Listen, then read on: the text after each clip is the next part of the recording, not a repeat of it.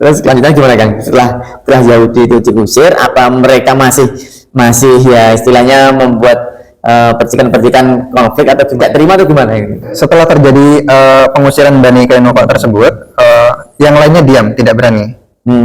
Namun setelah pecah perang Uhud di tahun ketiga, karena kan tadi setelah perang Badar kita tahu kan bahwa Nabi termasuk di pihak yang kalah ya, karena banyak syuhada yang terbunuh, lebih kurang sekitar 70 sahabat itu terbunuh di Uhud. Itu pun karena awalnya menang, namun karena Khalid bin Walid melihat celah dari belakang ketika pasukan pemanah turun itu kan, akhirnya Khalid membantai semua dari belakang. Ini ketika Khalid bin Walid masih masih musyrik ya. Nanti ada yang bingung, kok Khalid lawan Khalid bukan sahabat Nabi. Itu posisinya ketika Khalid belum masuk Islam di tahun ketiga. Beliau komandan perang, bagian belakang. Jadi yang depan sudah kalah. Ketika mereka lari, pasukan muslimin melihat kaum kafir sudah kalah di Uhud. Pasukan pemanah turun, padahal diamantin Nabi untuk tetap berjaga walaupun dalam keadaan menang atau kalah. Namun karena mereka melihat sudah pergi, mereka tergiur dengan harta rampasan perang. Akhirnya diterjang dari belakang oleh Khalid bin Walid. Jadi keadaan berbalik seperti itu. Itu resiko ketika dalam kebersamaan atau dalam jamaah kita tidak ada pimpinan. Ya itu tetap ada konsekuensinya. Singkat cerita, karena kabar itu ya tersebar kemana-mana, muslimin kalah lawan Quraisy kan seperti itu. Akhirnya kaum Yahudi di Madinah mulai bangkit lagi. Maksudnya bangkit lagi dalam artian mereka mulai berani ngerasani lagi. Akhirnya mereka mulai berani. Sehingga ada peristiwa Bir Maunah dan peristiwa Ar-Raji di mana Nabi diminta untuk mengutus beberapa utusan sahabat, disampaikan untuk dakwah, karena di kampung sini ada yang pengen masuk Islam tapi nggak tahu caranya gimana. Tolong diutus sekian dai lah, ibarat kata seperti sekian. Itu yang dibunuh itu bukan? Ya, peristiwa Nabi dikhianati itu. Beliau mengirimkan sekian banyak sahabatnya, para hafiz Quran itu kan. Tapi dibunuh di jalan. Kalau nggak salah itu asal muasal adanya kunut ya, benar ya? Ya, kunut nazilah itu ya, yang Nabi melanat semua pelakunya. Seperti itu. Nah itu karena hal itu terjadi bertubi-tubi, sehingga Yahudi mulai berani lagi, nyalinya mulai ada lagi seperti itu. Hingga suatu ketika saat satu orang sahabat ada yang selamat dan menuju ke Madinah, dia melihat ada dua orang di jalan yang dikira itu teman dari orang yang dibunuh teman-temannya. Maksudnya para sahabat ini kan dijebak, dibantai di jalan lah sebenarnya. Satu orang melarikan diri. Ada satu orang berhasil melarikan diri, namanya kami lupa. Dan dia berpapasan dengan dua orang asing yang dia kira itu musuhnya. Ternyata jadi dia kira itu ikut bantai sahabatnya. Ternyata itu orang yang terikat perjanjian dengan Nabi, dua orang itu. Akhirnya karena ya mungkin terlanjur emosi karena teman-temannya dibantai di sana banyak, dua orang ini dibunuh oleh dia. Padahal itu orangnya sendiri ya, maksudnya itu kafir zimmi. Itu memang non muslim, cuman terikat perjanjian damai dengan Nabi. Nah, karena itu kafir zimmi yang dibunuh, mau tidak mau Nabi harus membayar denda. Atau orang itu kalau dulu lebih kurang 100 ekor unta, jadi dua orang itu 200 ekor. Salah satu bentuk konsekuensi pelanggaran perjanjian gitu ya. Iya, seperti itu. Ya, kita tahu kalau satu unta harganya 20 juta, 100 ekor kan sudah sekitar 4 miliar ya. Makanya 2 miliar. Jadi 200 ekor itu lebih kurang sekitar 4 miliar harus bayar. Itu sesuatu yang ditentang oleh seorang pemimpin. Iya. Ya, kalau sekarang kan kalau dia masih memimpin, meskipun dia salah masih aman. Biasanya nanti dicek setelah dia lengser kan. Kalau bedanya ketika Nabi membuat peraturan, membuat ibaratnya undang-undang, dia memberi contoh. Kalau ketika ada bagian atau kaumnya ada umat Islam yang melanggar, maka dia membayar konsekuensi atau membayar denda. Itu sebagai bentuk contoh kepada ya penduduk di situ ya, Pak. Ya, jadi istilah yang ditulis oleh kaum orientalis yang mereka objektif dalam menilai Nabi itu adalah satu-satunya pemimpin yang membuat peraturan dan melakukannya lebih dulu. Ya, mencontohkan lebih dulu sebelum dikerjakan ataupun diterapkan ke yang lainnya. Iya, jadi karena kan banyak ya dari dulu raja-raja membuat peraturan perundang-undangan, tapi hanya tajam ke bawah. Benar-benar. Sampai sekarang pun seperti itu, Mas. Ya, jadi para sejarawan dari non Muslim pun yang mereka mayoritas orientalis pun mengakui bahwa Muhammad adalah satu-satunya pemimpin di dunia yang jika beliau membuat peraturan atau undang-undang, beliau adalah konsekuensi itu adalah orang yang pertama kali melakukan peraturan yang beliau buat tersebut. Seperti itu pengakuan yang cukup objektif ya. Dan karena saat itu umat Islam sedang masih dalam posisi lemah, dan itu diat yang cukup besar, maksudnya denda yang cukup besar ya pada saat itu kan, karena setelah mengalami kekalahan bertubi-tubi, karena kan di situ ada juga tiga komunitas besar Yahudi. Satu Bani Kainuqa yang tadi diusir Nabi, kedua Bani Nadir, yang ketiga Bani Quraidah. Lalu Nabi datang ke mereka, itu pemimpin besarnya adalah Huyai bin Akhtab di Bani Nadir itu. Nanti ada lanjutan belakangnya, masalah Huyai bin Akhtab ini cukup unik ya kalau menurut kami. Dan setelah disampaikan apa kendalanya, Nabi tidak sendiri ya, datang bersama Abu Bakar, Umar, bersama Ali dan beberapa sahabat lainnya. Lalu mereka menyanggupi. Jadi hal tersebut mereka menyanggupi. Maksudnya bantuan yang diminta Nabi mereka menyanggupi. Tunggu sebentar di sini. Jadi Nabi tunggu di depan, di luar senderan tembok dengan beberapa sahabatnya. Mereka yang tokoh-tokoh Yahudi Bani Nadir ini rembukan di dalam. Lalu mereka membuat sesuatu konspirasi sendiri. Jadi mereka melihat bahwa Nabi saat ini dalam posisi lemah. Dan ini kalian tidak akan menemukan Muhammad dalam posisi selemah ini. Jadi kosong, tidak ada penjaga. Ini di kampungnya mereka, kampungnya Bani Nadir kan. Berarti ketaatan Yahudi yang lain ini itu ada sesuatu yang direncanakan ya. Itu tadi karena yang tidak baik, karena dia menunggu momen-momen tertentu untuk istilahnya menusuk Nabi dari belakang. Iya, jadi berkhianat lah. Ya. Tipikalnya seperti itu. Ketika mereka merasa tidak ada salah untuk mereka untuk mereka berbuat yang tidak baik seperti itu, ya mereka akan diam. Tapi ketika ada satu momen mereka menemukan celah, itu mereka langsung eksekusi seperti itu. Jadi tipikalnya seperti itu, Mas Ari. Tidak bisa dipercaya ya, memang. Iya. Lalu mereka langsung rembukan, kira-kira siapa yang mau mengeksekusi Muhammad, melemparkan batu besar ke atas kepalanya. Jadi dia naik ke loteng, karena itu kan lantai 2 kan. Lemparkan saja batu besar ke atas kepalanya, mati, selesai, kita aman dari Muhammad. Seperti itu. Niatnya seperti itu mereka. Nah, namun satu hal yang mereka lupa, karena beliau adalah Nabi dan beliau Allah ya. Mereka tidak tahu bahwa Nabi akan dapat kabar sewaktu-waktu dari langit yang menyampaikan apa yang mereka rencanakan. Ternyata betul, Nabi dapat informasi dari Jibril bahwa di belakang itu ada konspirasi sendiri, seperti dijelaskan detailnya seperti apa. Dan Nabi tidak banyak bicara, langsung keluar sendiri, tidak mengajak sahabat yang lain. Jadi Abu Bakar, Umar, Ali itu ditinggal di situ. Mereka biar terlihat natural kan gitu ya. Ya sahabat itu ngiranya kalau Nabi agak buru-buru seperti itu tanpa bicara apapun, itu mungkin mau ke belakang seperti itu ya. Berkata kalau kita mungkin mau ke kamar mandi atau gimana, atau ke toilet seperti itu. Namun ditunggu agak lama, Nabi tidak datang-datang. Akhirnya mereka nyari, mereka mencari. Lalu ada satu orang Muslim yang kebetulan lewat di situ di dekat pemukiman Bani Nadir itu, tanya, lihat Nabi enggak? Gitu. Nabi barusan itu masuk ke kota Madinah. Disamperin seperti itu, ternyata Nabi di situ sudah bentuk pasukan besar.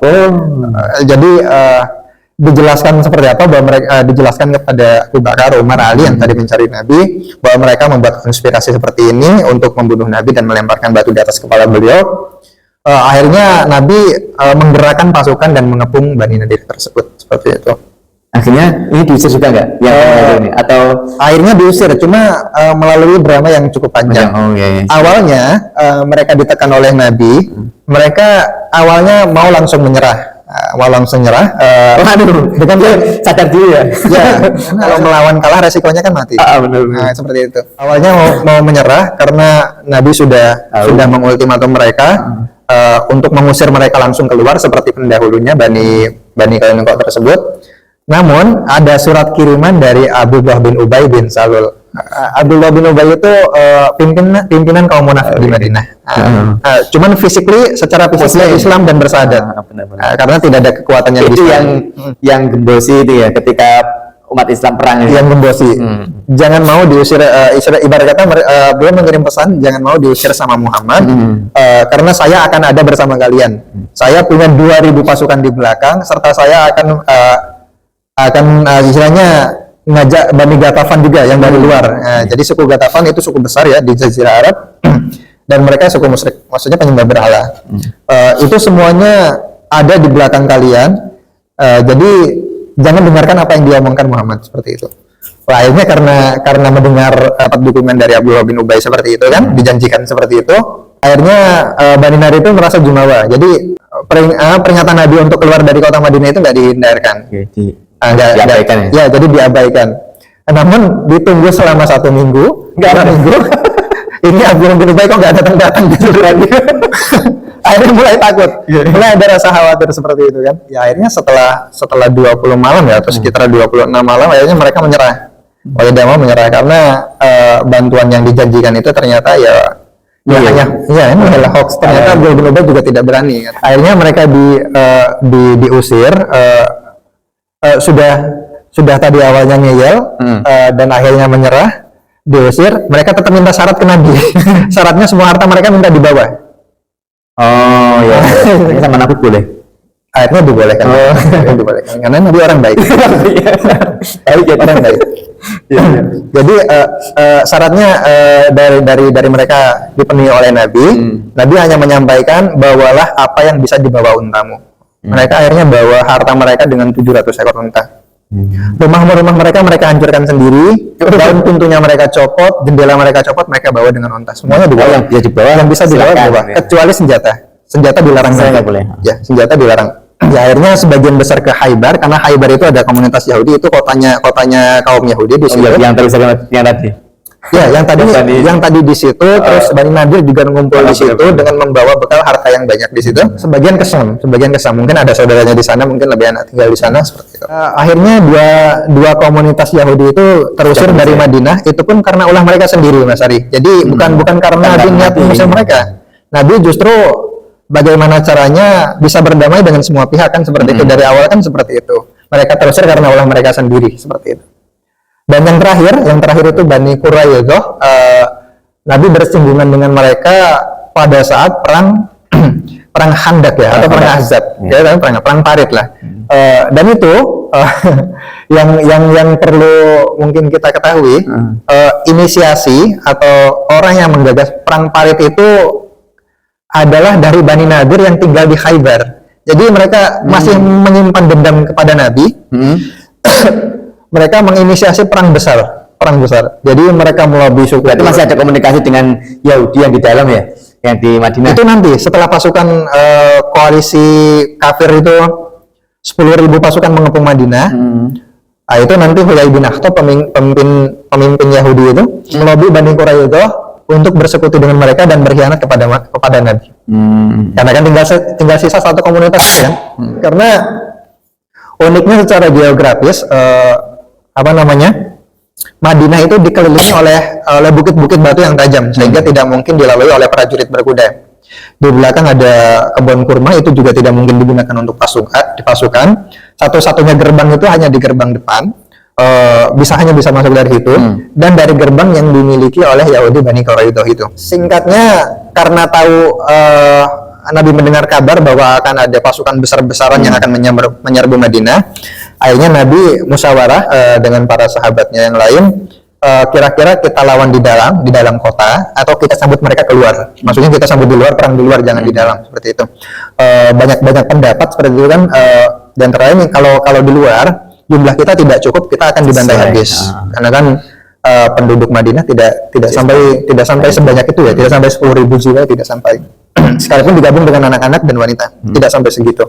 Dan kalau kita menyambut mereka di dalam, kita dibantai, anak istri kita juga jadi korban. Jadi dua-duanya si malak amal lah, seperti itu.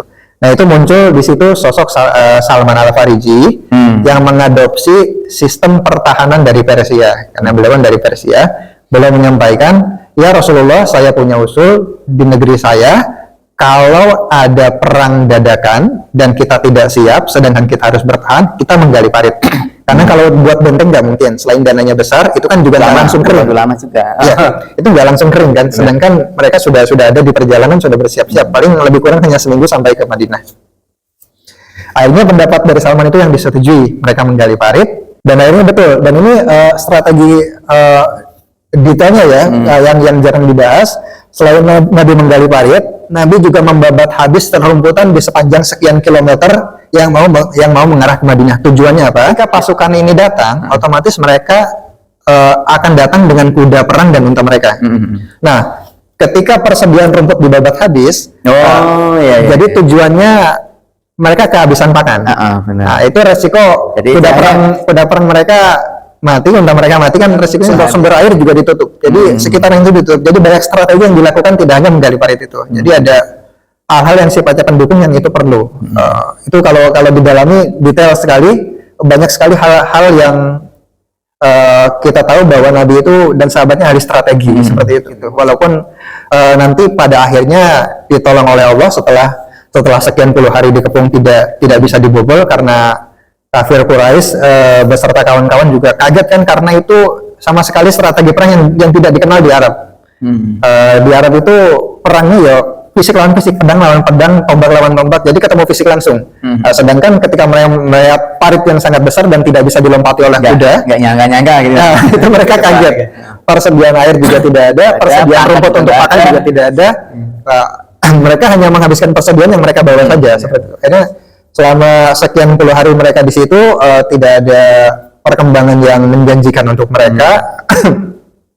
Akhirnya Huyai bin Akhtab yang pemimpin Bani Nadir, karena kan dia yang menginisiasi perang tersebut, melobi kaum Bani Quraidah, Yahudi terakhir, komunitas Yahudi terakhir yang ada di Madinah. Yang masih ada di dalam berarti ya? Ya, yang masih ada di dalam. Awalnya mereka menolak untuk ikut serta dalam pasukan yang menyerbu Nabi, Bani Quraidah ini, karena mereka Kita juga kan? Ya, jadi kalau bisa dibilang tipikal Yahudi yang paling baik itu ya Bani Quraidah, paling kalem.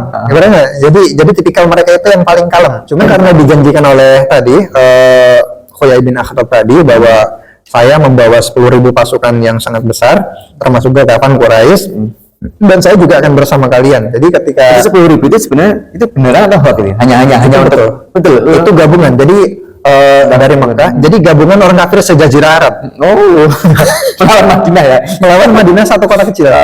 Bayangkan ya kota seperti itu ya seperti itu, karena penduduk Madinah tidak sebesar itu. Itu pun 10.000 pasukan itu kan gabungan satu jazirah Arab, semuanya bertujuan untuk menghancurkan Nabi dan kaum muslimin yang ada di Madinah. Karena mereka berpikir bahwa ini pasukan ini itu paling besar sepanjang sejarah di jazirah Arab yang dibentuk untuk peperangan ya, seperti itu. Terus kelanjutannya gimana Bang? Kelanjutannya karena tadi komunikasi bin Akhtab itu dengan Bani Quraidah, komunitas Yahudi terakhir itu awalnya tidak mau, dia pemimpinnya malah menyampaikan bahwa Huyai, pergilah kamu beserta teman-temanmu, pergi aja karena kamu membawa awan suram. Firasatnya sudah ada sama Yahudinya. Iya, sudah ada. Cuman karena dirayu terus, karena kan diplomasi politiknya itu cerdas, bisa memutarbalikan omongan seperti apapun Huyai bin Akhtab itu. Akhirnya kepincut juga untuk berkhianat kepada Nabi. Akhirnya dapat celah di situ, sebagian kafir Quraisy masuk dari situ merangsek kan seperti itu. Tapi alhamdulillahnya itu bisa diantisipasi oleh kaum muslimin. Jadi ada kabar yang langsung ke Nabi bahwa mereka berkhianat dari belakang seperti itu. Nah, tapi informasi sudah bocor. Itu hebatnya. Nabi juga banyak punya intelijen di mana-mana. Jadi tetap ada para sahabat yang ditempatkan di pos-pos yang tujuannya untuk menggali informasi dari manapun yang kira-kira berpotensi, itu dikabarkan langsung ke Nabi. Jadi seperti itu. Ya akhirnya kabar itu langsung terdengar oleh Nabi. Nabi mengutus sahabatnya untuk memverifikasi. Jadi coba istilahnya verifikasi langsung kepada mereka. Ternyata betul mereka secara terang-terangan merobek kertas perjanjian itu. Perjanjian yang sudah disepakati itu merobek di depan umum. Singkat cerita, apa yang dilakukan dari belakang pun itu gagal, tidak terrealisasi oleh mereka, musuh-musuh dari kaum muslimin. Dan yang di luar, yang 10.000 pasukan itu mulai kehabisan persediaan, dan mereka mulai satu sama lain saling gelisah. Jadi seperti yang sering disampaikan mungkin oleh guru-guru kita bahwa mereka itu kelihatannya bersatu tapi aslinya enggak, aslinya enggak, batinnya itu masing-masing ya. Masing-masing mencari keuntungan sendiri kan. Iya, seperti itu. Saya jadi ingat ya, non muslim ini mereka kelihatan bersatu banyak, tapi sebenarnya mereka masing-masing memiliki kepentingan sendiri-sendiri. Ya, kepentingan sendiri-sendiri. Kalau ingat negara sebelah kan juga seperti itu ya. Negara sebelah kan juga seperti itu. Kelihatannya mereka bersatu untuk membangun bangsa, tapi sebenarnya mereka kan masing-masing itu memiliki kepentingan masing-masing. Kan seperti itu. Makanya negara itu juga tidak akan maju. Susah ya, walaupun maju mesti ya susah karena harus negosiasi dengan ini. Padahal mereka sebenarnya satu tubuh, satu bangsa, satu negara. Tapi karena ya kita juga bolak-balik kalau sesuatu tidak diatur dengan cara Muslim, cara Islam ya tentu ya beda. Jadi carut marut lah. Carut marut ya. Itu negara sebelah ya. Iya. Itu Wakanda. Misalkan contoh ya, pemimpin Bani Gatafan itu datang ke Nabi untuk menawarkan kesepakatan. Itu di belakang ya, sepengetahuan pasukan yang lain. Mereka menawarkan, ya Muhammad, kali ini kami datang dengan pasukan yang sangat besar dan kamu tidak akan menang. Sekiranya kamu mau bekerja sama, serahkan kepada kami separuh panen kurma Madinah, maka kami akan pergi. Itu Gatafan. Itu Gatafan saja. Oke, Gatafan saja. Ya, itu tanpa sepengetahuan pasukan gabungan yang lain. Jadi mereka punya kepentingan sendiri. Mereka punya kepentingan sendiri. Jadi ujung-ujungnya kolebati ya. Karena perang kan ngabisin dana banyak. Kalau adu fisik juga mungkin dari pasukannya atau dari warganya banyak yang mati juga. Belum tentu ada untung. Tenaganya terkuras ya. Ya, tenaga terkuras habis, tenaga, biaya kan biaya tidak sedikit. Akhirnya datang ke Muhammad itu untuk melobi, kalau kamu mau saya tarik pasukan saya, namun serahkan separuh dari hasil panen kurma Madinah. Seperti itu. Akhirnya Nabi menyampaikan, saya tidak bisa memutuskan karena itu bukan punya saya. Secara walaupun beliau raja di situ kan, ibarat kata seperti itu, tapi beliau tetap minta musyawarah untuk seperti itu, untuk dengan kaum Ansor yang mereka notabene pemilik kebun kurma seperti itu. Lalu mereka menyampaikan bahwa ya Rasulullah, dulu saat kami dalam keadaan jahiliyah, kami tidak memberikan kepada mereka sedikit pun kecuali mereka bayar atau mereka jadi tamu dan kami beri. Maksudnya jamuan lah buat tamu. Tapi sekarang demi Allah, dengan mulianya kami atas nama Islam, maksudnya kami mulia dengan Islam yang engkau bawa, tidak mungkin kami menyerahkan karena takut. Seperti itu. Dulu aja jahiliyah dia tidak memberikan sedikit pun ke mereka, kecuali mereka bayar atau mereka jadi tamu, dijamu. Apalagi ini sebenarnya dalam kondisi mulia, dalam kondisi mereka mulia, sudah masuk Islam dan Rasul ada bersama mereka, itu tidak mungkin kami lakukan seperti itu. Nah, akhirnya fix karena Nabi sudah pegang pendapat mereka, itu yang dipegang oleh Nabi. Saya merinding ya. Saya membayangkan posisi itu ya. Wah, sesuatu sekali gitu, artinya feelingnya dapat. Jadi seolah-olah kita ada di kondisi tersebut seperti itu, Mas Ari. Walaupun Nabi punya otoritas tunggal di situ karena Nabi pemimpin di situ, Nabi tetap bermusyawarah sebagai sikap tawadu beliau, ya, seperti sikap tawadu beliau juga sebagai pendidikan untuk umat setelahnya.